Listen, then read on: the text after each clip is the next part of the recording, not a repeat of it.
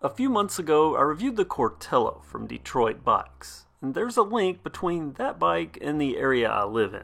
A shared history and a story of perhaps what could have been.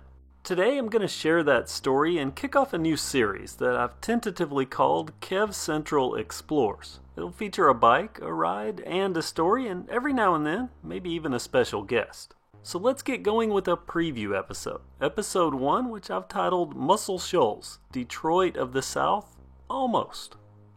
Let me frame all this by telling you where we are. We're in Alabama, northwest Alabama, the very northwest corner, in an area locally called the Quad Cities, which is made up of, you guessed it, 4 cities. There's Florence, where I live, and the most populated of the 4 cities, and right across the river from Florence is Sheffield. You may know Sheffield from some of my videos because I like to film there. It has a lot of abandoned industrial sites that look good on camera, and also in Sheffield I'm less likely to get interrupted while I'm trying to get footage. To the south of Sheffield is Tuscumbia, which is the birthplace of Helen Keller.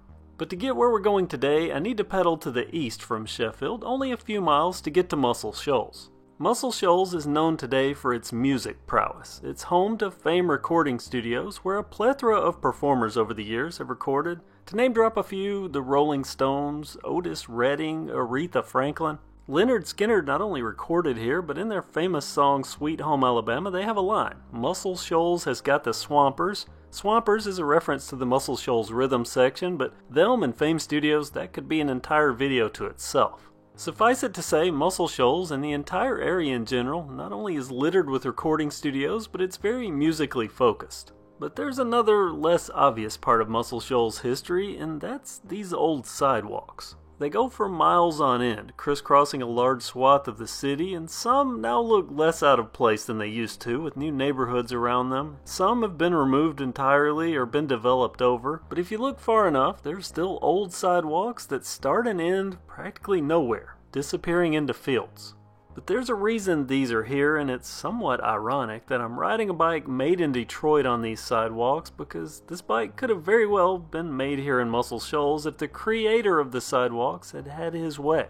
To find their origins, we have to go to Detroit, but not modern Detroit. We need to go back to the Detroit of the early 1900s, when a man by the name of Henry Ford, yes, that Ford, was starting what would become the U.S. auto industry with his revolutionary ideas of assembly line production, a fair wage, and a 40-hour work week. But right when his operations in Detroit were starting to pay off, Mr. Ford discovered something here in Muscle Shoals. Something that kicked off a plan so grandiose that he started preemptively building sidewalks for it.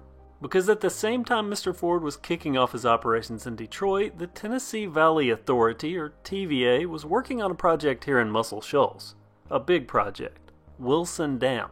Named after former President Woodrow Wilson, Wilson Dam is 137 feet tall and around 700 feet shy of being a mile long. Its lift lock, used for ferrying boats from the top to the bottom, is the highest single lift lock east of the Rocky Mountains. To this area, Wilson Dam is a big deal, and I'm not talking about size, because this isn't your standard dam.